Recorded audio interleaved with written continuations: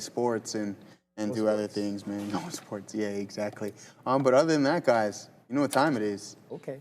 It's 2 o'clock. We're still sitting in this MSTR trade. Yes. We're gonna wait for that, but you're gonna catch me over at the big desk with the rundown, guys. Make sure you get those dollar signs in. We're sitting around 900 likes. Before you head over to the next stream, just hit that like, and then when you head over to the next stream, also hit that like and subscribe as well, too, guys. Just asking for us all. We don't ask for much. Hope everyone has a fantastic day. It is Tuesday. One more full session before an American holiday and American Thanksgiving. Hope everyone has a fantastic day. Peace out. Take it easy, guys. It's Tuesday, Sean? What day is today? Yeah? Yeah, it's Sean Assassino. You can't tell? He's got the hoodie on. It's cold out. He's got the hoodie on. He's holding a coffee. He's logged in under Sean's account. Made some money on Tesla. See? Right? Makes sense, like you. Pretty normal to me. Apparently you're muted. I'm not muted, am I? Y'all can hear me. I'm not. Well, first of all, it's not actually muted. Not on. It's just not on. Which, you know what? My revenue. Sometimes you're so deep in reflection and thoughts, and we were talking about Rivian just now and how great Rivian has been today. I mean, mildly good Rivian has been today. And what? Mildly. It's okay. 1.8. Rivian is up 1.8%. That's why we got Randy on, obviously, Sean. That'll be back in a second. See, I said it, and now look at it. Yeah, well, you jinxed it, Randy. Oh. Rivian's going to break trend right now, but I'm not going to trade that one for sure. Look, the big story, there's a lot of big stories today. One of the big stories, of course, is going to be Alphabet doing its power run, but it gave up the ghost a little bit. And, well, this is taking forever to load. It gave up the ghost a little bit, and it was Nvidia that ended up powering up. So in the morning, they had Nvidia down because, you know, Google and Meta teaming up and taking maybe some business from Nvidia, and Nvidia makes the recovery, and then Google goes in the other direction. So they kind of reverse pole positions there. Nvidia's still down on the session. Bitcoin was rallying earlier, got to 88, and right back into VWAP. But I said I'm looking for longs on Bitcoin, which I longed it into that 88, and then shorts on other stuff, which is like Mara and BMNR. So yeah, we'll get into some of the names you guys are interested in. We'll do the rundown. Randy's at the desk for the rundown. What kind of coffee you got there? Did you get the protein one? No. I got him a coffee, but it wasn't. No. So we talk up how good this protein, well, you mock it, but it was actually pretty good. The protein coffee is at Tim Hortons, and then you guys don't get it anymore. I'm just saying. Was it 26 grams of protein? Yeah. 26 grams of protein was like $5, $4. What do you mean that's a lot? That's not a lot. First of all, that's not a lot. That's really not a lot. Just throwing that out there, everybody. Uh-oh. Hi, Ramin. Ramin's taking pictures right now. Maybe it's a video. It's not a video. Not a video? Was it a video? You got to tell people if you're. I'm a firm believer in this. You have to tell people when you're holding up the phone if it's a video and not a picture. You got to let them know it's a video. Sneaky. Surveillance, I think. Because no, I'm just saying you got to be able to. You got to do that. Back here in the afternoon. We are pulling back a little bit. Yeah. Losses of the Bitcoin morning. is falling. We're about to hit Are we VWAP. in the Thanksgiving sleepiness of trading for the rest of the week? Is that a thing, or Volume, yes. Movement, not necessarily. Okay. I think when it comes, for everyone out there, like you have to understand when it's a holiday shortened week, you can't expect volumes to be normal, right? Like the afternoons will be a little bit slower. Tomorrow is going to be crazy slow, but opportunities are there. For that? Well, here's what I always tell the same story, especially around the half days. We had a trader, and so the U.S. markets are closed on Thursday, and then they close early on Friday. And we had a guy who was like, he was a TSX trader. He used to trade on a prop desk at one of the major banks. And when he left that bank, they closed their prop desk. He came to us and he traded for a few years. And everyone would take the day off if the U.S. market was closed, or maybe not even come in on the half day. But he was a TSX trader. So he came in and would always have his best day of the quarter. Why would he have his best day of the quarter? Because all the big boys take the day off, and he's essentially trading in the TSX against all the university teams. So he would crush it on those days. So he knew what he was good at, and he understood it was a better opportunity. So there is volume to be had, but you might have to change your strategy a little bit. Like on the half day, you might only get one swing at a good long off the open. In the afternoons, you might want to slow your roll in volume for like today and tomorrow, but it doesn't mean the trades aren't going to be there. You just got to switch it up a little bit. Like you can't be as, I don't think you can be as aggressive. No. For sure. So I see some people starting to throw some names into the chat, Microsoft as well. I don't know what's going to be on our rundown here, but I'm sure. Who's doing the rundown? Well, you are. I'm doing the rundown. Yeah. Here we go. We got Joe and Sean ready to tell us. I'm assuming Meta's going to be on the list because I can see it on the board. And then I'm going to make the assumption that Tesla's on there. I can see Nvidia Google up there. Alphabet's there. It's hard. It's like a stair step. So I can't assume AMD would be number 5 because you'd have to move out of the way for us to see that. No, after Nvidia, a little more. Can you more? A little more? I can't even. What is that? CETI. That's that CETI stock. Clean Energy Technologies. Well, what does the Y stand for? Clean Energy Tech. I guess technology with a Y. All right, we ready for the rundown? I think we are locked and loaded to go. I know you're ready to discuss some symbols, Randy. Oh, let's do it. What? Oh, we're not ready? We're not ready? Oh, so I just heard in my ear, breaking news, Sean is distracting Joe, and apparently... Imagine that. Apparently he cannot, we're not ready to go yet. That's absolutely fine. Laughing. No, Nasser, we will go deeper into Alphabet, for sure. By the way, the Raptors are out of control. Raptors are on fire right now. Call the fire department. We were talking about it. I was like, they're a playoff team, but I'm trying not to get my hopes up too much because health is such a big factor, and we don't have the healthiest. No. You know, our star player, Brandon Ingram, the dude hasn't made it through a full season. I mean, we're just having that I actually can't remember the last time he made it through a full season. We're having that discussion outside about Mr. Ingram. Done well so far. But, yeah, here we go, here we go, Raptors. Just getting instructions on fixing my microphone. Bill's camp, don't worry about how the Leafs are doing. We don't talk about that. It's not important. It doesn't matter how the Leafs are doing. It's the Leafs are a tire fire. Not good. Obviously, they're not doing well. Yeah. It's a long season. What other cliches can you throw out there? The Leafs are kind of like Bitcoin, right? You had to get down to support so that you can make a bounce. Sometimes you just have to, a healthy sell-off or a healthy losing streak can fire the boys up. And that's what you might hope will happen. Randy's not in position. Sean is in position, but you got to take a fill for it to show up. AMD is not which I'm not going to get you to. No, AMD's not having a good day at all. Yikes. But that's because of this Google Meta news. And AMD, I think, is in a lot more trouble than Nvidia in this particular case, and we'll get into that. My mic's still an issue? Really? Oh. Apparently my mic is a real problem. Yeah. I don't know. It's like, I think there's static that comes on my mic for whatever reason, and make sure the antenna's pointed. I don't even know. But we are still headed to the downside. I'm targeting, well, BMNR is now starting to accelerate flush as Bitcoin, here, this is what IBIT's doing. So when IBIT rolled over, shorted BMNR. When IBIT broke support, shorted BMNR, and when IBIT moves 1%, this has now moved 2.5. Like, this is my whole thing. Like, fair, but you're going to get more movement out of BMNR than you are out of IBIT, at least to the downside, I think. So this one heads to the low side. I'm looking at that morning support here, 49, right at about 86.8. We bounced there. I'm going to trail out of this and then move on to the next trade. I still have Mara in case this wants to continue to join the party, but that's essentially what I'm looking at right now. As barcoding here. I wouldn't expect that to move too much. Fade down a little. Yeah, it's been flat this afternoon. You got to pull up like Google or something. It's actually going to move. Google. Yeah, like Alphabet. Oh. There you go. Yeah, you just have to click on it. It automatically goes. There you go. That's pretty cool. It's a cool feature. Shout out to P Pro 8. You can just, on your blotter, you can click on a symbol and automatically your chart, which is always going to be good. Are we good to go now? Now we are ready to go over to the desk with special guest. You might know him.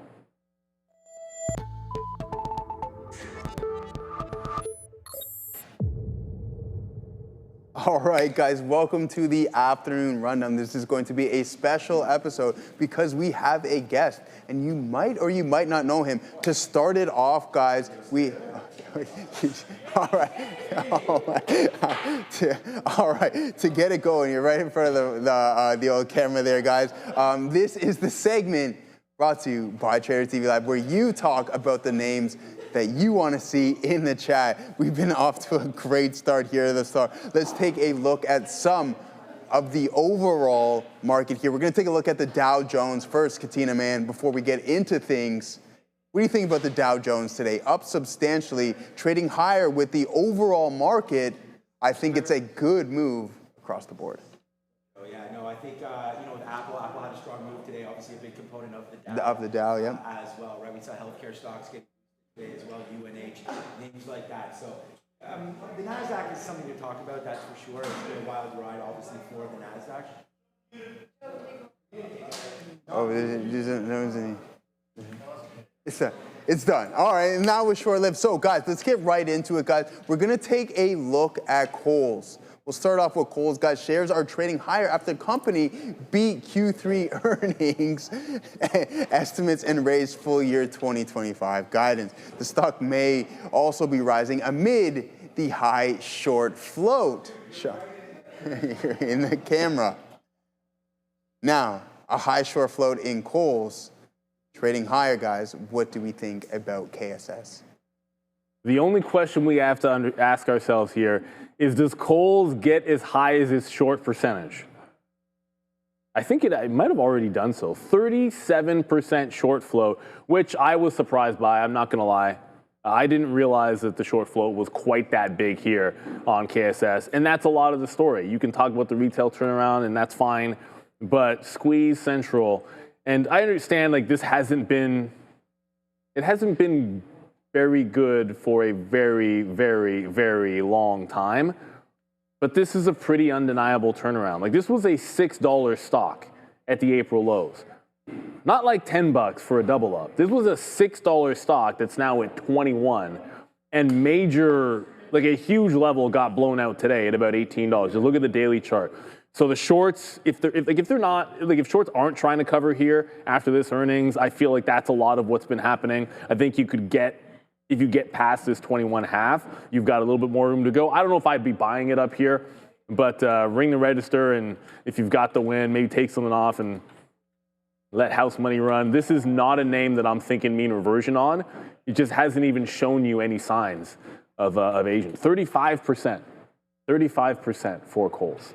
Look, I mean, the retail space has been super hot, right? I mean, we keep on talking about Home Depot with the miss, but Walmart, OpenAI, like some of these deals, Target and OpenAI. We had AEO, Abercrombie, there talked about with my guy this morning. Where is retail over here? Consumer, there it is, retail trade. So like, look what's happening here today. Home Depot, give us 4. Right? TJX, give us 2.5, right? Lowe's, 3. Costco back up at 1%. Walmart getting going as well. Amazon's always a different beast, but they're up to the upside as well. There's AZO. So, Gap. Everything today is just working out. So it seems like despite a couple red names, Netflix, Oracle, AMD, and Nvidia, it's a green day. And we started, unfortunately, I don't know what was going on there with Sharif's mic, but we were just talking about the Dow. And I mean, led by UNH and some of these other names, just continue to rock and roll here. Tesla might be a dip buy opportunity at the 200 period moving average, but oh boy, did we get this one right, man. We shorted Google as we were away, and look at what's happening right now. Where's Joe, my guy right here? Check out this IBIT short that we put on, and if you're not part of the midday show, man, get part of it. I'm posting up the trades that I put on, and we put on IBIT against us. Like, we went live with IBIT, and Joe knows, and we were trading it, and there it goes to the downside. So one of the big bangers of the day right there, Sniper City on IBIT, right back down there to the downside. So, all right, man. Hey, the big winner for me today, P&L-wise, was AMD. So let's go talk about it, Mr. Wilson. Up next, guys, a lot of news going on within the chip world, all right, guys? So AMD stock starting to move to the downside amid shifting sands in the semiconductor space. To start off with a partnership between Meta and Google, So what to know, the report states that Google is accelerating efforts to compete more directly with NVDA in the AI chip market, highlighting its tensor processing units, its TPUs, which are designed to optimize performance and cost across AI training and inference. Now, if Meta is starting to work with Google, what does that mean for AMD? And you can see the stock starting to slide more and more as each day moves on, guys. Trail off a little. It's starting to slide. See, when it slides, you gotta bring the voice down because it's somber. Yeah, Joe has a great radio voice. You gotta trail it off like that. That was like you should do like movie trailers, like movie trailer guy. Joe could easily Joe pull that off. Yeah, Joe could do lots of stuff. In a world where Tradertv.live, anyways, forget that. Yeah, good one. Yeah. But to be real, though, we did see like there was a juxtapose what happened with AMD and Nvidia and what's going on with Google, where you actually reversed course, right? So you caught the bottom and then you started trending up, and when that happened, the other side of the trade started to formulate. So look, I believe AMD's in the most. I mean, most trouble is the way that I would frame it, because as we said this morning, these were the guys that were supposed to take the market share from Nvidia. So if it's not going to be them, if other players are coming in to get their piece of the pie, well, that doesn't do well for the AMD story. So it's a little bit sympathy to the Nvidia here, and then it's a little bit, hey, well, what's going on? How much market share are they actually going to be able to grab? Because there was this assumption that these guys just had to be number two, and therefore they were going to get a good chunk, and you put some kind of a barrier or a limit on that, I suppose. And this can be what happens. So this stock seems like it's headed to 180 bucks. But right now, the thing that's really falling apart is Google. So, yeah, crypto. Yeah, we got a nice little winner right here on IBIT, as it's almost $1 now in the money, as there goes IBIT to the downside. A pretty easy trade had right there. But we'll talk about AMD. Look, we wrote down AMD as our top, not our top stock, but we only have 4 stocks on here that we wanted to look at today: Nvidia, Tesla, AMD, and SoFi. But yeah, there it is. So we were pretty patient with it. I mean, I think that's why this trade really worked out for us right into here. So, you know, we let it drop down. We didn't actually start to execute this trade till around 950, came up into VWAP. We were always going to use VWAP as our trade, so we started a little light there, took a little bit of profit when it fell back in. That was about $1 there. Then we ripped up into VWAP, and I was just like, okay. You know, I liked it. Wow, Google is tanking, man. We're $2 on Google right now.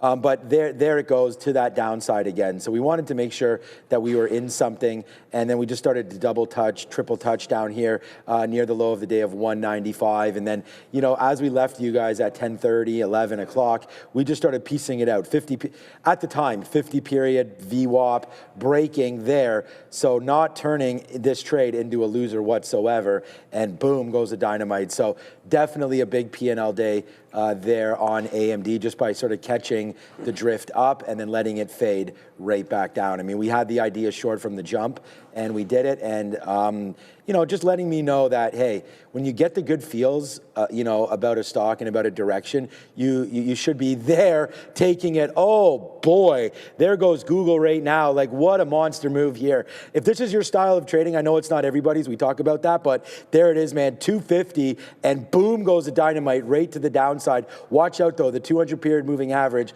could be a change-up. You know what I'm saying? It's like one of those, who throws a good change-up for us? Bieber? I don't know. Bassett right there. So here we go. Let's get a piece out right now. There it is. All right. I'm going to cancel the 60s. We just got one in front of the 200-period moving average. So 230 now in the money here, 10 in the money on Tesla, and $1 on IBIT. I've never heard of this next name. Maybe Neil has. well, I have because it got mentioned in the midday show. CETI. I didn't know what this. Why? I didn't know what that was. People, were you just in BMNR? People were talking about BMNR, but I guess Yeah, crypto. BMR just went to the low of the day. Okay, good. Yeah, nice. All right. By the way, BMR, like I said this morning because crypto's not even on the list. I'm going to go long IBIT. I'm going to go short other things. Because when the trend broke here, I can show you IBIT because I only went long IBIT all morning. That's from VWAP. When it broke into the 18.8, that's when I wanted to get out. And at that moment, where my out was, I could have gone back over to IBIT, but I selected, well, I missed Mara. I'll be candid about it. I actually missed the Mara trade and went over to BMNR because that was my other backup. Got BMNR, and then when it broke VWAP, also added to it. So it was short at 30.68, into VWAP, but when it broke VWAP, I was like, well, if you're going to trail, we said this before, if you're going to trail into a level, sometimes you're going to move your stop down into here anyways, so you might as well add if the trend is, and that's why I added, and it just went to the low of the day. So BMNR doing what it does. CETI doing clean energy things, because they're a clean energy technology company, as everybody should know, right? Yes. Well, you're about to find out a little bit more about it right now and why it's specifically moving on today's intraday price action. So you can see we have a low and an opening, or sorry, a pre-market low of around $1.10, guys. We trade up 174% on the intraday session. But what is behind the surge, you may ask? So Clean Energy Technologies announced that it has secured a $10 million battery energy storage system, BESS, project in New York State, its largest storage project to date, guys. That might be able to justify the 174% move in which we've experienced on the intraday price action. Well, that's the good news.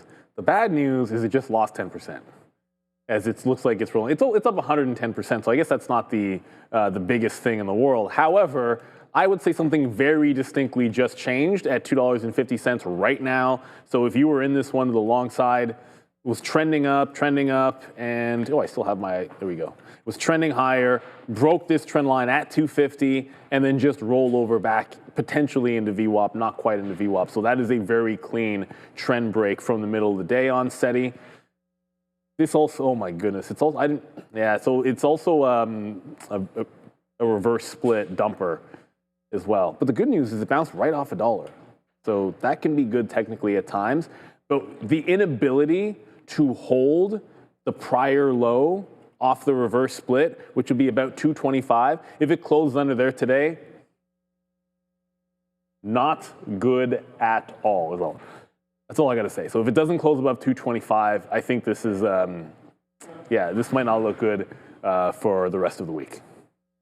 Everybody, make sure you do scan that QR code, because I just found something crazy. I'm digging into exchanges and stumbled across BTCC, the top 30 globally. But here's the wild part. BTCC has never been hacked. While major exchanges keep getting wrecked, BTCC stays untouched. Zero KYC if you're in the United States, Canada, or Europe. So that's a bonus there as well.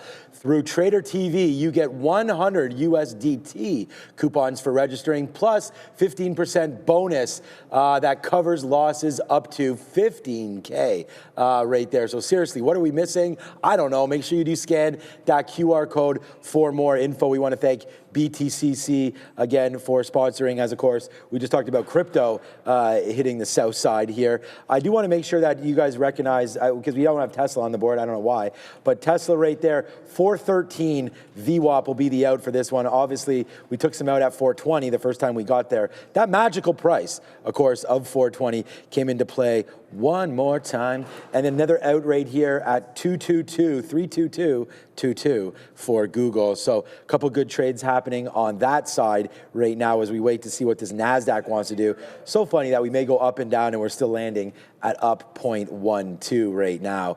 All right, Joe, it's Amazon time. Get those Black Friday bonanza deals ready. How much have you spent so far at Amazon? Because I know the Katina household are big Amazon individuals, but no, I think this one's a little bit more interesting here, guys. The executive stating that robotics is going to make people a little less lonely and help individuals with depression, et cetera, et cetera. This is turning out to be something like that movie Her, if you guys remember that specific one. What do you think about Amazon after we come off of these 230 highs, guys? And are robots going to be your companions or no? No, robots going to do work for me. Get that work for that's what Optimus is going to be doing in my household. You're going to be folding laundry. You're going to be cutting the grass. You're going to, all the stuff that you got to do if you're a homeowner that maybe you didn't want to do because you'd rather live in a condo, but you got to have more space for a family. But the companion thing, I actually never watched Her. I love science fiction. I never watched that Joaquin Phoenix movie. But companion, no. You know what robotics is all about? I understand. Robotics is we're already in warehouses, and that's certainly happening. But I think when you start to think about the military applications and the further commercial applications, those are going to be huge. We're probably a little ways away from it actually being a household thing and some of what we're talking about. But that doesn't have to be true to make money. And I think Amazon can win huge here. If you employ more than everybody else, then by definition, the more automation comes in, the more efficient you get. And it'll be an adjustment, and it might suck. Obviously, when adjustments do suck in the labor market, but I think that works well for Amazon. That's why I like this. One of the reasons to like them. The other reason is, hey, look at it bounce off these earnings levels and the 200-period moving average. So today, I knock on wood, because we might be rolling over a bit here in the market. I knock on wood that we're going to hold this 50 period. But right now, we rebounded to 200 to get to the 50. Well, look what happened the last time it did that. There is your short consolidation, and they had the benefit of having an earnings report to go crazy. But we could get that close above the 50 period again today. Rounded bottom. This is set up for a breakout. Hopefully it can do it, but the market doesn't want to go this afternoon. I had a Rivian breakout, legitimately, Randy and I were talking about, that I don't think is going to happen either with this market rolling over. But Amazon was very close to rounding it out and breaking out here today. Love the stock. I think the best, you had to be patient, wait for that 200 period for the buys. I don't know if you get maybe you get a fourth time to buy that level. I'm not even sure you do.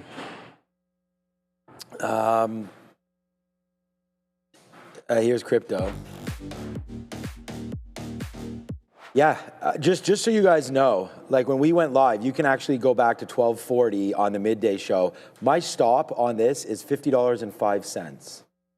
So 7 cents worth of a stop right here to print 107 cents all the way to the downside. So sometimes risk to reward is your friend. And today we go top of the day to Bitcoin. Like, I didn't think we'd be able to do this, but we did. Top right there to bottom. So yeah, we're gonna start just to, like, we were sitting here like just boom. Like, can't, honestly, like if we were selling NFTs. All right, Amazon. We already talked about Tesla. Google, waiting for that. I mean, we're clearing it out. I just want to say we're going to get out of half of what we have left on a 50-period break. So 65 break. We're going to give it to 75 on Google, just in case you guys were a little bit wondering about where my exit was. Look, I like Amazon. And like I said, we use it a lot, obviously, in our household, with 3 kids, a dog, a cat, a wife that likes to use it, and I'm stuck here at work paying for it. It works, though, so I think in the retail space, I think you got Amazon and you got everybody else, and they're just trying to catch up. Now, there's a lot of opportunity there. I think Walmart can close the gap a bit on that as well, depending on where you get your groceries from and all of that kind of stuff. Like Nike moved back selling stuff on Amazon as well. I'm just talking about the retail side. I'm not even talking about AWS or anything. But look at this on a daily. We already talked about it. 200, 200, 200, 200, 200, boom. Like that's about as simple as trader as I am. Just look for good value on stocks that you like when it dips back in. So I think we already had that opportunity for Amazon. Will we get it again? Most likely, yeah. What would I do today with this stock? I would look to short it if we get back into this area. You have the 50 period starting to turn downside, 21 period already, like a roller coaster down right here, looking to break through the 200. Let's see if it breaks the 200, and then maybe we short and use that as our out. But ultimately, I like to use the 50 period moving average as an out right here. With the NASDAQ being up 0.1 and Amazon up 0.14 or 1.4, it's not the greatest short rate here, because if the NASDAQ finds a base, which it's trying to do, this probably gets back into this area. Then I just say, hey, NASDAQ, like, what do you want to do about it? And then we can either get out at 230.50 or get long at 230.50. So I think right around here is a good short, anywhere around 230, giving it about 50 cents. So we'll have to wait on this trade for now. But what an afternoon it's been so far. Let's go back over and talk about Meta. I mean, those of you that bought Meta the last couple of days, sub 600, well spotted, fine sir, because that one ripping to the high side today, as maybe costs are getting a little bit less for them as they switch over into Google land with those TPUs. All right, Joe, kill him with kindness, my guy. I'll do my best, my friend. And sure enough, guys, down 26.75% here, roughly, off of those highs in META. But now we're starting to bounce, roughly around 9% off of those lows. So that's a nice bounce here, in which we're experiencing a little bit more than that in META. But why are we climbing higher? Meta Platform shares are trading just due to the Google news is reportedly negotiating with Meta and other cloud customers to supply its tensor processing units, the TPUs, to challenge NVIDIA's dominance in the sector. Now, is this a big play for Meta, or is it just more capital expenditure? What do you guys think? Well, I mean, the thing is, Meta, part of the reason it made Meta an attractive buy down there on the way down has been the valuation. So sometimes it could just be more, I think it's more of a factor of it was looking for a reason to go up and get that bounce because it was seen as a little bit of a value. So I think you throw that in there, you could make the argument that, look, more competition does lead to lower margins and for those selling, and then, of course, potentially some cost savings for those who are spending. So if all that spending is increasing and they can save a few percentage points down the line, that certainly can't hurt them. I think you get that bit of positivity. But then there's also the simple aspect that you kind of broke a major trend yesterday, and some of this could just be technical. Right? Like it was to break the 600 yesterday broke a very obvious and clean trend line. And first stop would seem like it's about 640, actually might be 642. I love the number 42. My 15-minute will tell me whether that's just a bad wick or, there we go. Nope, still not yet. Oh, it might just be a bad wick. Yeah, that might just be a bad wick. No, it's 642. Yeah, 642 would be the next level of resistance. If you get through that, you see that fantastic and level that everyone likes, and it's a 200-period moving average. You will notice that we are talking about the 200-period moving average in a different direction than we were for Amazon. That's because Meta has been in trouble. So I would suspect you run into some resistance if you get there. Right? It was a level before, and it's about it was 680 before, now it's more like 670. So I think you got some room, provided the market doesn't, you know what, all over itself, which is not helping that crypto couldn't hold that 88,000 or Bitcoin couldn't hold that 88,000. But Meta, I like it. I think it was more of a value buy than anything else. Somewhat positive news, but I think this was mostly a technical relief rally here for Meta. And if that's true, if you were short-term swinging this, you want to ring register if you see the 200-period moving average. All right.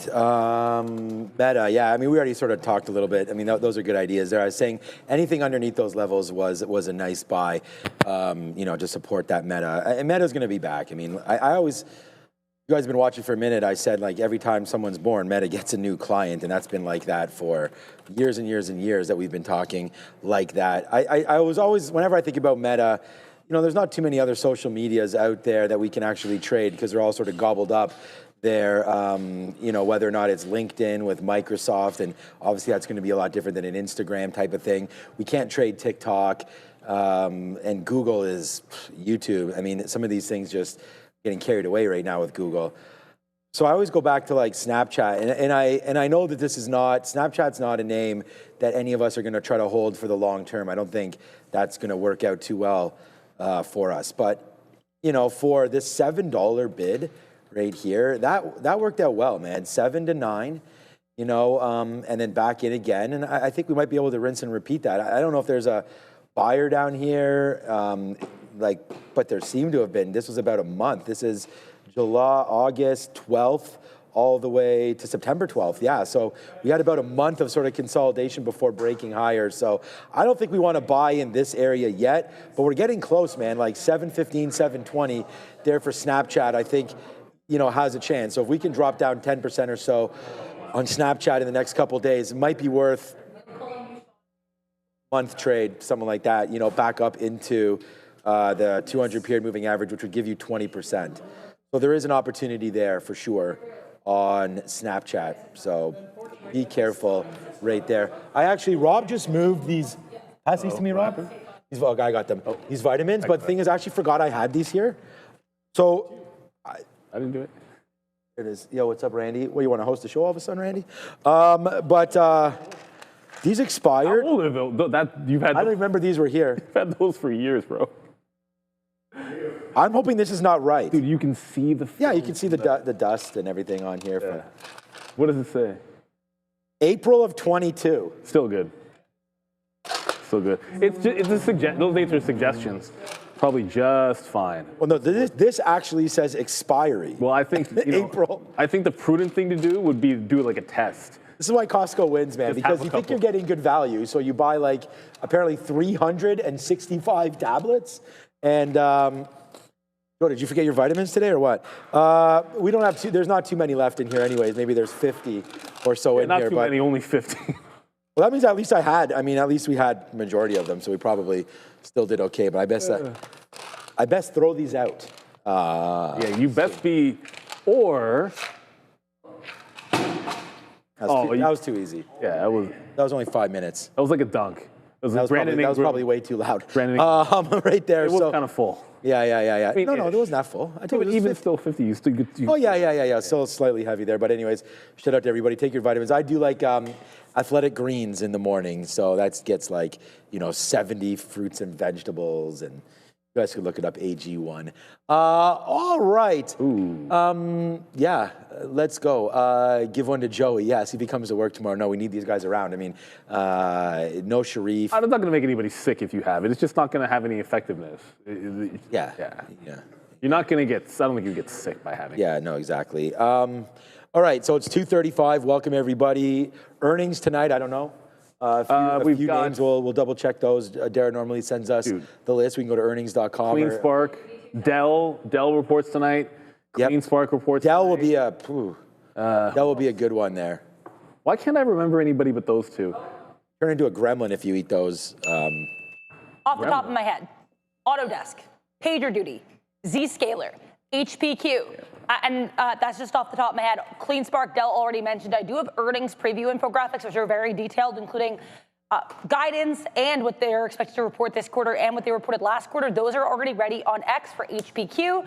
And for our friends Zscaler and Dell, those are likely all the ones I'm going to make for tonight. But there's going to be one on Deere for tomorrow morning, available soon too. Okay. Oh dear, somebody liked Zscaler today. Sheesh. That's an uptrend.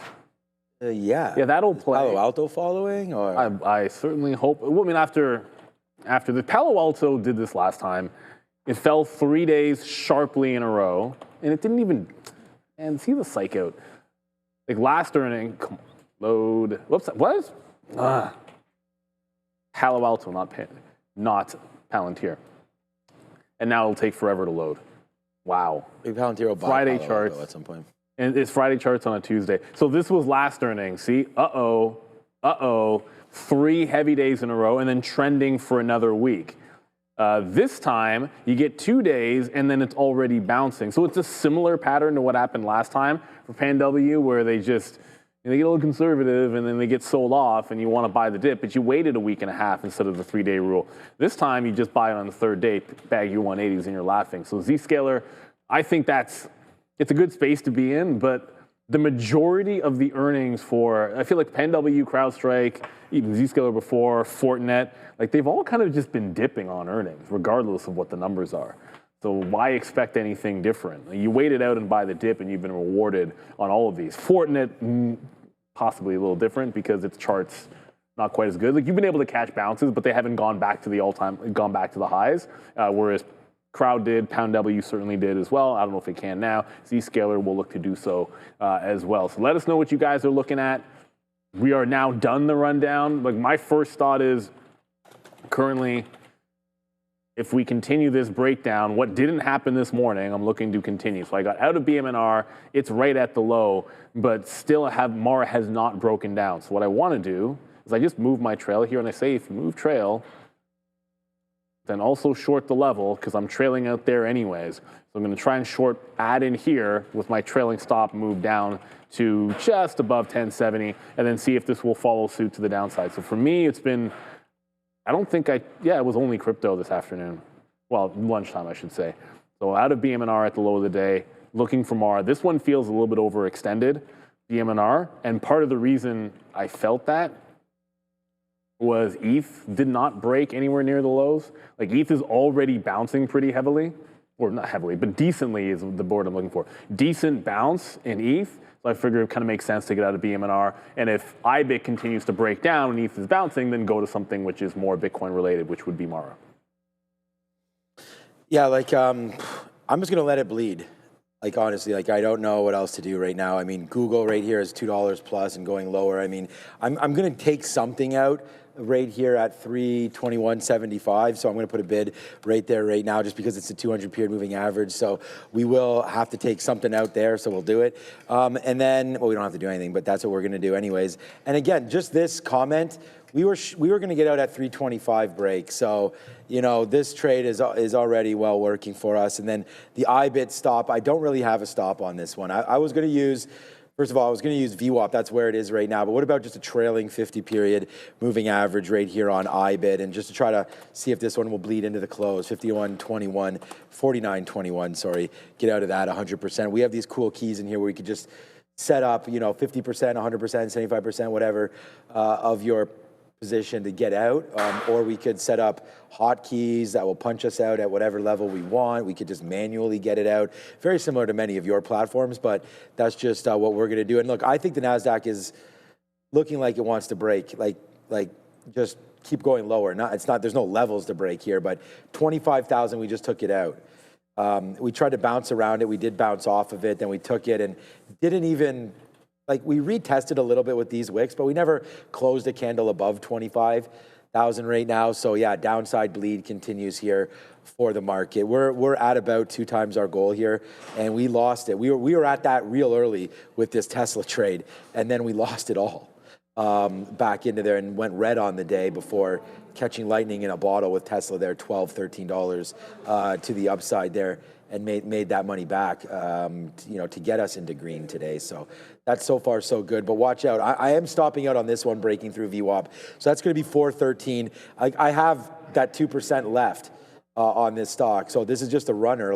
We already let these run up all the way, and we just kept on getting pieces out, 5% or so all the way up as we try to hold about 30% for the runners. So boom, boom, boom, boom, boom, and right there, when we break through the 50 period, we've never really had a bouncing spot. I could have got out right there, I guess, but once you're up there at 417, you're thinking, that maybe we bottomed there and now it's time to go back up. That was where we started the day. But yeah, man, the bleed is on right now. Look, we're netting the money about $11, but at the end of the day, they're light shares. We got to look for a little bit more opportunity right now. SMH, Google, I'm in Google already. Amazon, we talked about. I'm just looking at my board here to see if anything's crossing. I don't want to go back to AMD. I was about to type that in. I don't want to show you guys the same stuff as always. Palantir, a big pal of mine is Palantir. And yeah, so this could give it up for sure. Breaking underneath the 50-period moving average, whoosh. But if you take away that last minute, I definitely would not be thinking short. Because again, consolidation, move into the 50 period, make a new high, consolidate again, move into the 50 period. So now we're thinking about making a new high again here on Palantir. So if anything, this should be a long, maybe against 162.70 right there could be the trade. So you could give yourself 30 cents of room to get back there to the upside. That's just an idea here. The market's going lower. I need to get people yelling at me for Nvidia. I need to, what's up, John Womack? I need to get some ideas here for shorts. So, ooh, yeah, that Nvidia, great call on that one as well. Look, I'm happy to be short Bitcoin now. This, if anything, John, is a long at VWAP right here, using something like this as a bottom, 172. But I don't want to give this $1 worth of room in a market that I think is going lower. So I'm looking for a setup like this, but if I could turn the chart upside down and see something that's hovering like this and about to quadrunk itself to the downside. And that case may be Palantir. Palantir might be the one setting up to go lower right now. It's just, we're so strong on the day for PLTR. But yeah, rug pull setup activated. I don't think you're wrong on that one. I even think Tesla. Did we get up enough for it to rug pull? The NASDAQ didn't. No, I just mean where we were today. I mean, we were all the way down here, 24,600. So if you get to the downside there and lose 1,000 points or so on the NASDAQ real quickly, well, we won't lose that many, it'd be 500 or so from here if we get back down into this area. But yeah, I don't think, the thing is, remember, let's not, Neil and I talk about this all the time, but it's a shortened week. So you really have today to sort of figure out your positions heading into Thanksgiving. And then do you really want to leave your longs or your shorts on heading into what tomorrow could be? I think we have a little bit of Fed speak tomorrow. No. I think the earnings is a big, you get some earnings names. Dell tomorrow, Dell tonight. Will probably settle some things. But Short then after diamonds. after that, Friday the market's open. But the Friday morning session is usually for traders. Yeah. It's not for big money. Big money doesn't take the day off. Which can be good for trading. It just everything ends up being a little bit condensed. So you got to figure they're going to make their decisions now and tomorrow, certainly. So I just, look, what I did before on BM&R, I did the same thing here on Mara, which was if I'm trailing to this consolidation level, I'll just short back into it so that if it breaks it, this is now my price. So if we break it on Mara, then I wait for the volume weighted average price. If we don't break it, then I just look for that low of the day. Just trying to find something. I was looking at that Palantir as well. And I mean, the all-day trend line broke a while ago. Like, look at that. And look at what it did when it broke the all-day trend line. Oh, it's working. No, it's not. But then if you draw from, and it gets a little bit nitpicky, because I would call this a B setup. If I just draw it from when it broke the opening range, then you could finagle your way into, oh, it's breaking trend right here. I find sometimes if that's the case, like I'm trying to fit it.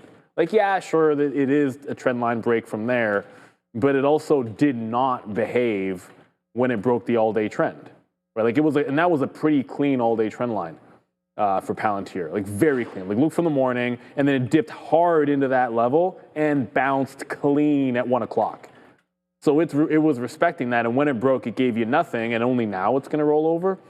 So that's I just don't like it. Like I wouldn't put a number on it. That's the only problem. Like it hasn't been respecting those types of trends. So I'm kind of looking for something else if we can find it. Apple. When this one loads up, there we go. When this, if we were to continue lower, like it's got a bit of a flat bottom break thing happening to 277.5, but it's not there yet. But it's got the lower highs, so like that's something I can mess with. You have the chance at VWAP. Like the way I look at it, it rolled under VWAP when the market was still at the top. We lost 25,000, so you can work with the volume weighted average price here on Apple. Or if we just simply break down, then you've still got some room to go. So I have Apple on my mind potentially, if this can maybe eke its way back up to the volume weighted average price. I just want to look for the sort of setups that are not ambiguous. Like it's got to, like it's pretty clean. Like if we're underneath 25,000, we get a pop, and Apple's at VWAP, then I have two things working for me there. I got 25,000 in the futures, and I got Apple as well. So just shout some names out there for anything else you guys are looking at. I just came out of Mara. As I said, if I'm going to trail it to there, just made that my average price. I might wait for VWAP on that one, but then I look over, and okay, well that was good from the top, but BM&R was better. So I just feel like the short might be better in this one. They both work. Like Mara was good, BM&R was just 3 times as good. But I think that's the one, if we're going to roll over. If we're going to get another pop and fade, I'll probably throw Mara away for at least the rest of the day and go back over to BM&R. But Apple's on the mind. As I said, Palantir doesn't really set up all that well for me. So I think I'll stay away from that one. All right, so sick. We're designing new things for the background. I mean, we're really excited about all that. I just saw what Brendan posted there. I know you saw it as well. So we're excited to give you guys a whole different look and a bunch of fun stuff ready to come up for sure. So you guys, thanks for everyone's patience as the studio just is becoming something absolutely unreal. Yes.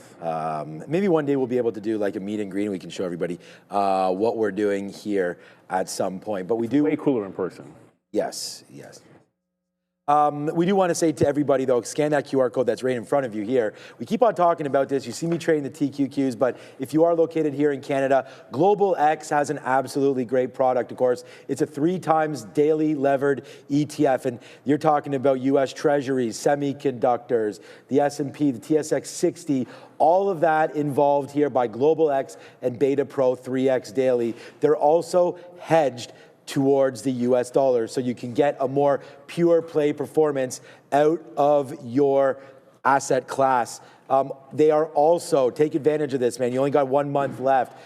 Till end of December, 65 basis points on the management fees. So take advantage of that. Start trading right away with Beta Pro and Global X. And we want to thank them for the continued sponsorship of our segment and show. So thanks, Global X, for that. And make sure you just go check them out if you are in Canada and interested. We always say the read is the savvy trader or investor wants to look at that. So go have a quick look and see if you can get any action. All right, so right into here, look at that. There it is, man. We get that 200 period moving average. And hey, it shouldn't surprise anybody, especially me, Rob, that this bounces off of that 200 period moving average right now. So boom goes the dynamite right down into there. We now have, unfortunately, for both Google and Tesla, we have just a small bit left, but you know, big trades there for sure. IBIT as well. We basically wind up making the same amount of money on this IBIT trade right there for the dollar win as we did on Google. And Google was a little bit more profit there. It's $2 in the money, but because of the nature of the beast here, Google has a chance to, you know, rip, obviously, and with it being a $300 stock, I use about half the shares that I did on IBIT. So well spotted, I think, there as well for the risk. And yeah, there it goes to the downside. So we say boom that right now for that name. All right, let's go over to something else, man. Like what's Open Door doing? Let's just see what, like, sort of what the volume is saying right now. We did have a stock just break through $1 ASST, so we can have a look at that. Strive right there, 65 million shares there today. And yeah, there's the movement on the stock. Broke through that dollar right around here, right around midday. No, sorry, this morning it was hovering around $1. Gets back into about $1.02. Now starting to go back up to the upside. So here's a name that's been clocked as of recently. Looks like it might have been a reverse split again. It's funny. It's too bad like our software doesn't like mark down an S over here for a split or something. But right in there, 58 cents. Here, I can check it out on eSignal just to see if that was a split. No, I have splits marked here and it's not showing that. So, oh, there it is. No, high, low, no. So I don't know, man. That stock was just on one for a minute. Real move. Right now, all 52-week low right now, 34 cents. Oh man, like why can't I know about these before?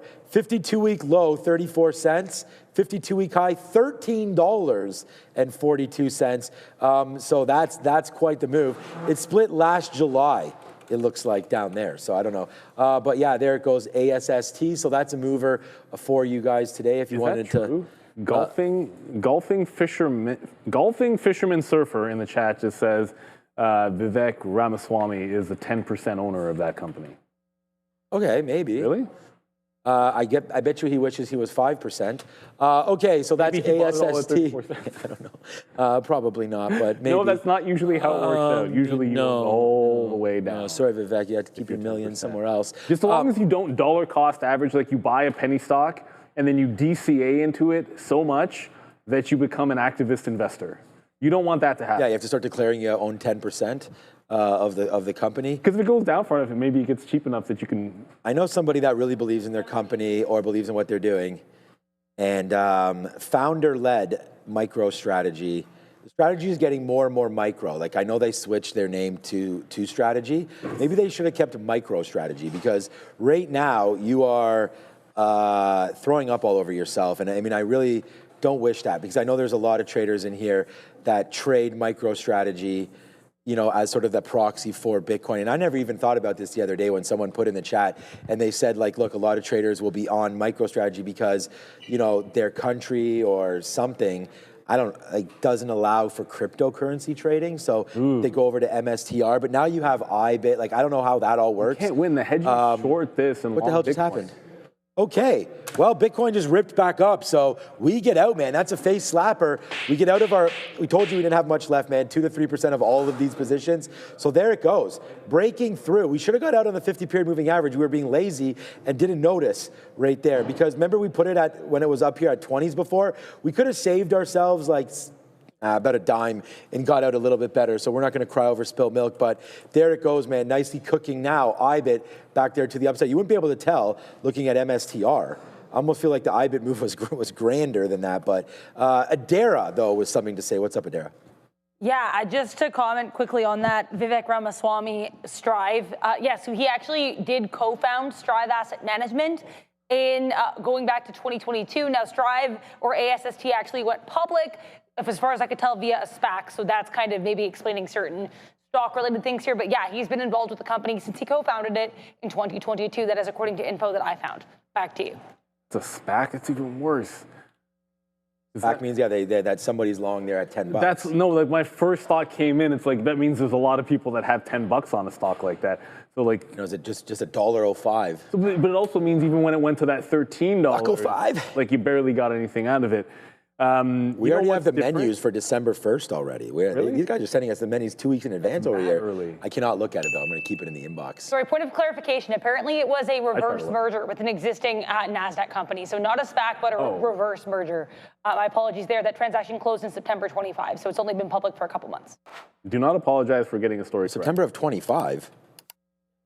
Okay. You know what's at the high of the day? Let me check that chart again. Yeah, How is it that Bitcoin did exactly what it did, falling down, MSTR, all that stuff, and was pointed out in the chat to me, is this finally the moment where Robinhood has decoupled from crypto? I mean, at least for a day, for today, because it's about to break out yesterday's highs while we're just bouncing off the lows. So yeah, it seems like it's trying to do so, but I mean, I remain a little bit skeptical in a longer term sense. And then look at what's going on in the daily chart here. You still have lower highs, which might break a trend today, but it's not, first of all, it's not that long of a trend, but it has a decent chance to at least challenge and break it, but it's at the precipice, Robinhood. So I think it looks pretty good. The fact that it's not down, I think, bodes pretty well for it in a general sense. But it is at a theoretical resistance point because that is the trend line. So I don't necessarily love that type of a breakout because you're trying to break it out the day that it's testing it. Usually I'd look for that breakout the following day because this is the daily chart. So I'll stay away from trying to buy some tops on that. Just going to go back over to what we were looking at before in crypto. Do I like Meta VWAP? It wasn't as good before. BMNR, what's that doing? MicroStrategy wasn't going. So this is actually coming back in. See how far this can get. Like it fell off a shelf at about 29.5 on BMNR. That was like the initial move when it broke 30 and then really accelerated at 29.5. So it's just a little bit further. And I think it would get to a spot where I would look to re-engage the short. But you know what? We're back above 25,000 on the NASDAQ. That didn't take very long. That probably means, what is Apple doing? Let me just double check Apple. Apple is not moving up. So no chance to fade Apple at VWAP when we get to 25,000. But if we reject 25,000, this is relatively weak. So I'll stick with Apple and BMNR. Nothing's really changing my mind. Apparently Reddit might be on fire. I'm seeing in the chat here. Broadcom, new high of the day. Broadcom has just been a beast. Not sure I want to chase it, but it is an absolute beast. I don't want to get more. I don't think I own Broadcom. I don't want to get more exposure. But it's like it's so big in the index. We're you own it. You just yeah. Well, whatever. If something's in the index, I don't. I just single stock risk. But right here for Google, I'm stopping out of the last 2%. It's not even 2%. It's less than that. I forgot to mention right there. We got out of half of what we had left the first time. Because I was like, why didn't my stop hit? But it already hit there, and then we dropped into the 200 period where we got our last piece out. So that's why I said to you guys, like, we're very, very light on everything. So if Google takes VWAP, then that's that, right? We're going to get out of there, especially with the NASDAQ, as Neil just mentioned, they're looking at 25K. I mean, if anything, I may short this move and just use the NASDAQ here to short it. That was a keystroke error. I thought I was on a different stock, but I wasn't. So we already shorted the TQs. TQs is a good trade for me today, but not hugely profitable. I mean, it was okay there, but that was just our first point. We actually wanted to get more short as we were ripping up into the top of the day there, but it never happened. So we did pull it back. We got the high at that point back into VWAP. So that was a good clear. Look, we're up on it, and it's still good, but we could have been up a little bit more. We'll see if the TQs gets back up here. I think we want to short the highs of the day. That's 51.90 up here on the NASDAQ. So if the NASDAQ can, thank you, Rob. If the NASDAQ can get up into that level 25,000, that's what we're going to look at here for the NQs. Everybody, with just one stock, 3D Capital, you can get exposure to 60 plus early stage plays in AI, blockchain, biotech, and more. Led by a CEO whose last deal returned 150x 3D trades under IDK on the CSE or IDKFF in the US. You can also subscribe to their YouTube channel and get exclusive interviews and deep dives, and you could possibly win $1,000. This is your ETF for early stage innovation. Scan the QR code you see out in front of you and check out 3D Capital. Well, the D right now is down for Apple. Like, so much for the theory that we pop into 25K and Apple matriculates its way up to be shorted. Instead, market goes up, Apple breaks down because logic. So it's got a pretty distinct trend from 1230 on. There you go. There's like 5 points of contact. So I'm going to short any pop back into that trend line instead of taking a flat bottom break. Whoa. By the way, this is happening on, like, look at Mara. Mara just, it's a good thing I didn't want to short this at VWAP. It's powering through the volume weighted average price. The bounce in some of these crypto names is pretty solid, all while Apple goes down. So what else is going on here?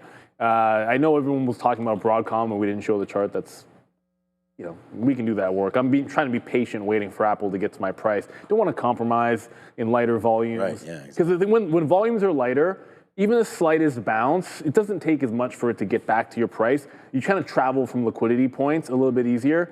Broadcom, someone said Broadcom high of the day. That's not the high of the day. Did I read that wrong in the chat? I'd swear I saw somebody in the chat say Broadcom was at the high of the day. I must have misread that. It's nowhere near the high of the day. Good recovery, not even close. It's got $10 to go to the pre-market highs. And maybe you meant the all-time high on a closing basis. Because this would be an all-time, I think that's what was meant. This would be an all-time high on a closing basis, I believe, for Broadcom, if it were to close here. Still got an hour to go, everybody. As you just saw, it is power hour, so good look for Broadcom. Sometimes the trade you don't make is the good one. Remember I was saying, yeah, there's this trend line, and sometimes I would take that trade, but then this is what Palantir had to think about the other trend line break. It said, I don't care, so therefore did not take that trade. Sometimes that's part of the process. It's not just, hey, does this thing work for me? Heck, is Palantir, and Palantir does this. When Palantir is in a somewhat calm and collected move to the upside, I find that regular short strategies tend to not work on Palantir. Like, your shots on Palantir on days like today is if it goes from just stair-stepping it gently to the upside to doing something stupid and has like a crazy candle or two, then that's your moment to strike on Palantir. But staying away from it as looking for shorts is probably the best thing that you can do. Grunfeld just said, can we cover UiPath? Has earnings next week. Maybe Kathy will buy some more of it. This was one of her top 10 holdings. I can't imagine. I mean, it might not be anymore because she's been buying a bunch of other stuff, so I have no idea. Maybe not. But there's not too much good to say. Oh, this is one of my favorite setups. So this is, I know people talk about the golden cross and the death cross, but when you do when you have a golden cross, the 50 period over the 200 period moving average, which is supposed to be bullish, and you line up here, so there's the lower high when it does the golden cross, and then that exact moment triggers a bunch of swing longs. So people are buying up here for a swing long, and then that turns into like a short level. And then you get extra follow through because like a bunch of people are looking at that in the other direction. And so it forms a resistance, and then you kind of take it the other way. Sometimes knowing the counterparty, generally I don't like that.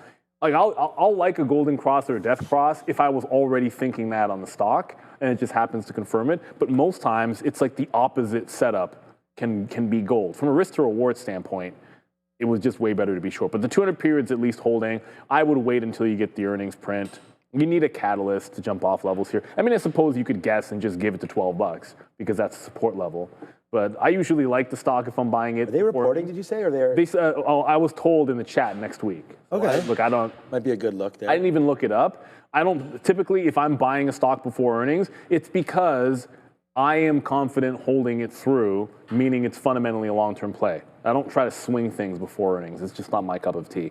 Like, I want the confirmation after the fact. Like, I would rather buy it breaking away from here than anything else.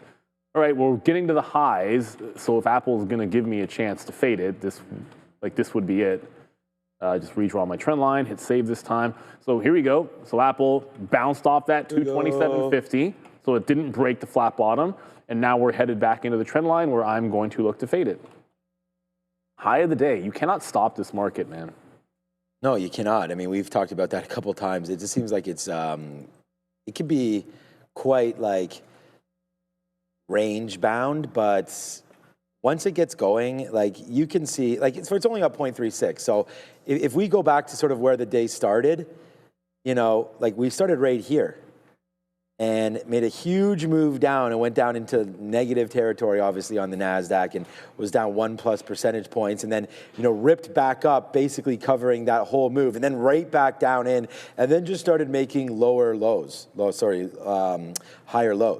Boom, boom, boom, and now, you know, we're extending out to where we kind of broke that trend right there, but then supported where we were back in the pre-market. So what I mean by like it can trend is that once it makes up its mind, like look how choppy this is, basically from 10:30 to 11:30, just chop, and then it chopped again, and then breaks the highs, and it's like nothing's stopping us, gets to 25,000, makes a move back again, down, now back. Like this is just pretty roller coastery. So that's why I think that you know, if you do see yourself sitting in a winner, just try to make it something, and you know, hold something for the run. I mean, you saw me on Tesla and on AMD there early. We were able to hold something for a nice move down.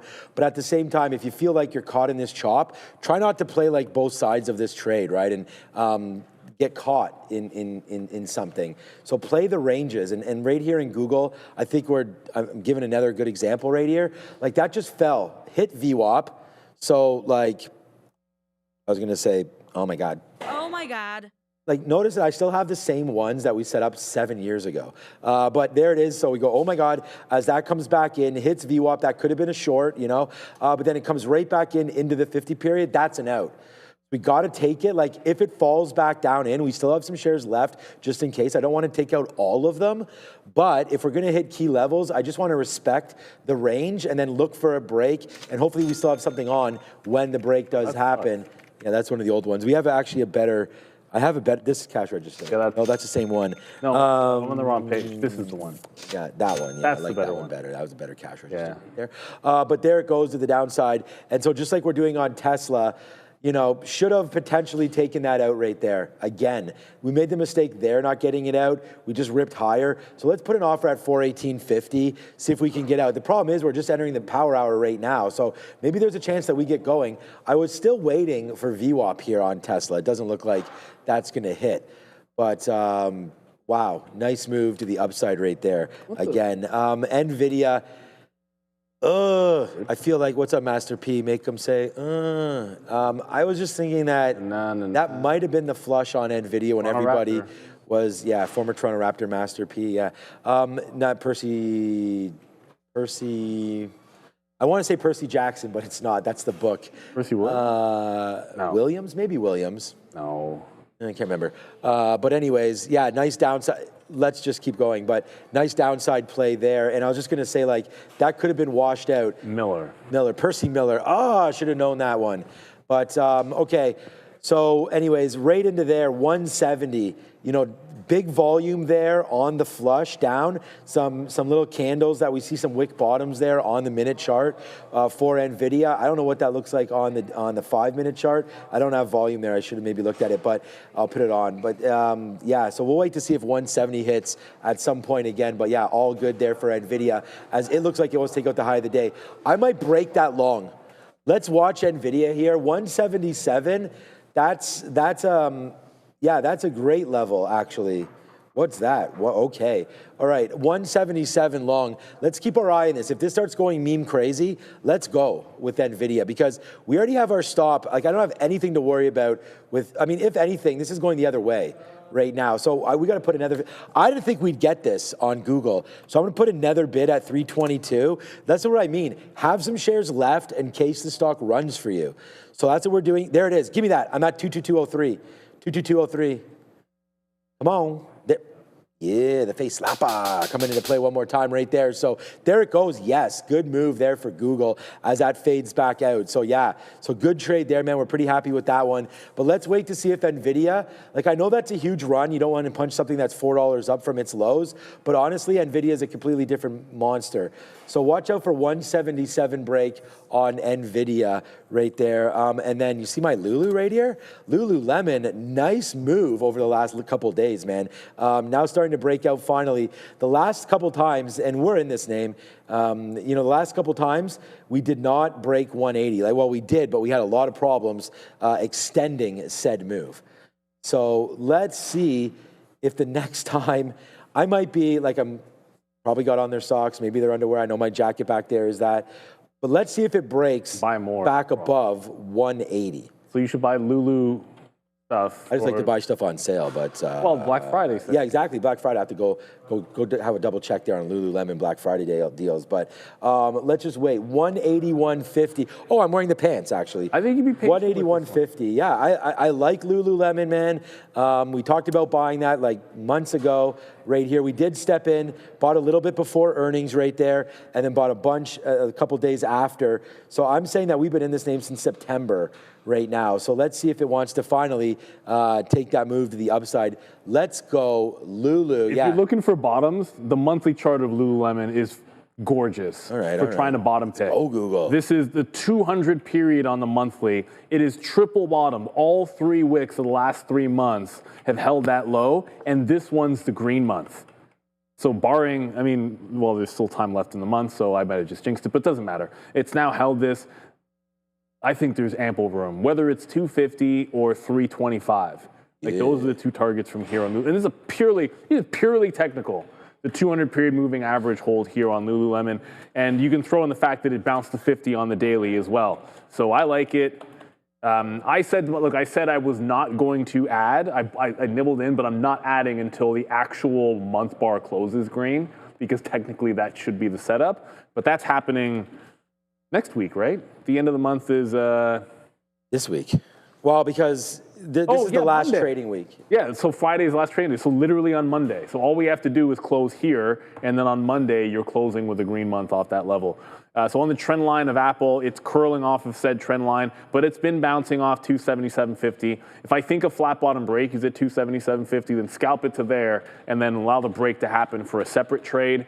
I looked over, BMNR is looking like it's rolling over a little bit. Hit enter twice there. So BMNR trended up for a little. Okay, well, it's still technically trending up. On the chart, it looked like it was rolling over at this level, but it hasn't really broken the trend line. So also looking to get back into BMNR, but I'd like to see this slight uptrend abate a little bit.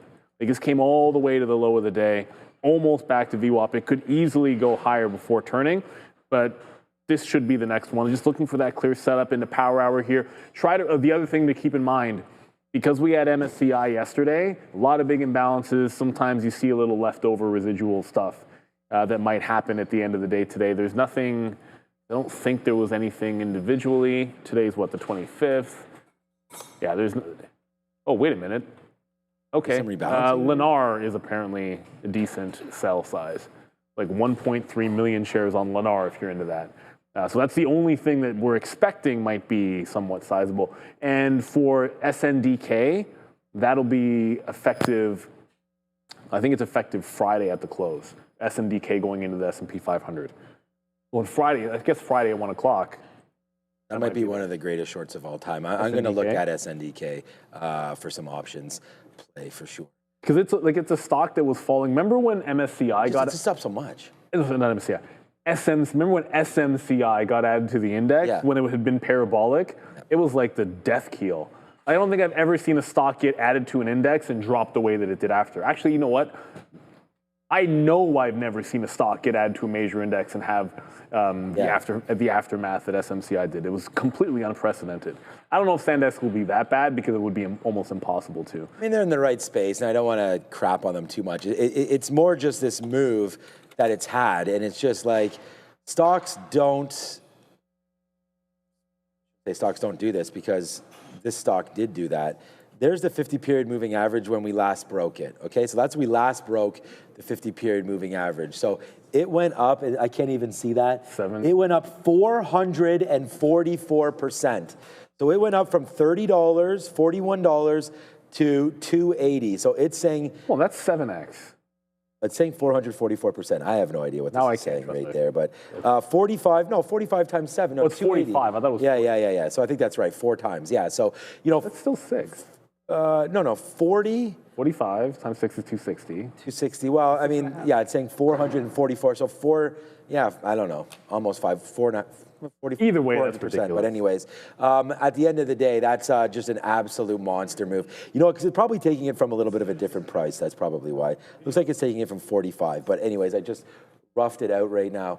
Oh, is that today's? This is today's move. But they didn't report, right? That was. They did report. They did ANF. I thought KSS. I didn't even realize. They did. ANF and KSS both reported.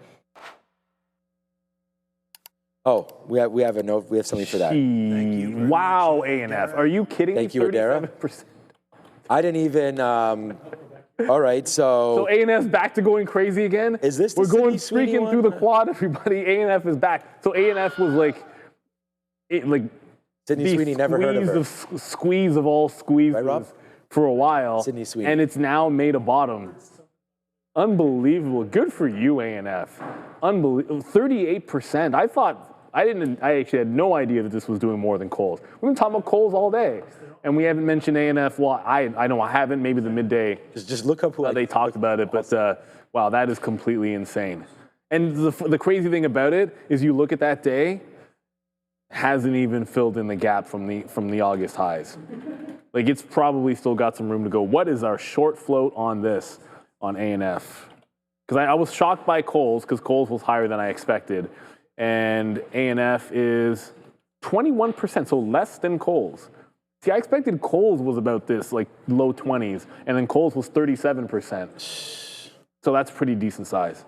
Well, the shorts are in a world of hurt here. Is that Garrett Coles or just Coles? Oh, Garrett Cole. He's coming back from injury. Okay. Yeah, the Yankees get him back at some point this year, I think. Yankees. Oh my God, these Yankees. All right, Adara, what you got over there for us?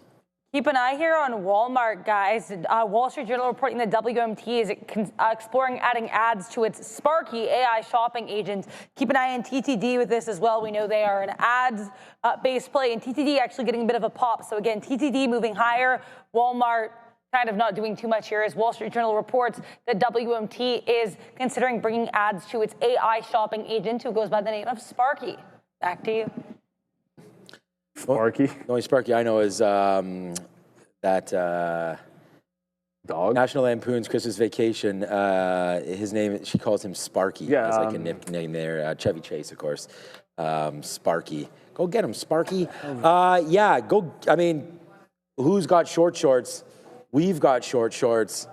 They're not on right now, it's a little for later, but there it is. Wow. Okay, man, are we having a good time now on this move? As there goes Google now, $1, $2, $3 remain now in the money as we go lower and lower here on Google, and it's just like bang, bang, bang right now into the downside there. I don't know who hit that, but thank you so much for doing that. As there it is, man, nice move to the downside right now for Google. Now $3, and we just put it on smooth as you like, man. We took the mic over during the midday, talked about this Google trade, talked about this IBIT trade as well. So those are the two trades that I've had on this afternoon, and really trying to look for some more, but I think we've done real good guiding through all of this. We talked about that reload potential there on VWAP, didn't do it, should have, obviously, as that makes the move back in. And then watching out for Tesla, trying to see what they want to do right here.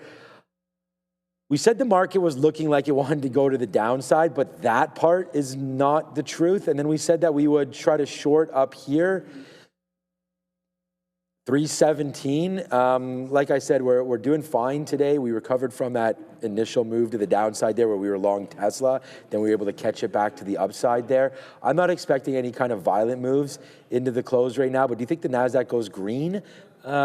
Stays green here into the close? I don't know. I'm still feeling somewhat negative, and maybe that's just because of this Google position. But I mean, Nvidia was the one I wanted to watch. Oh no. Okay, good.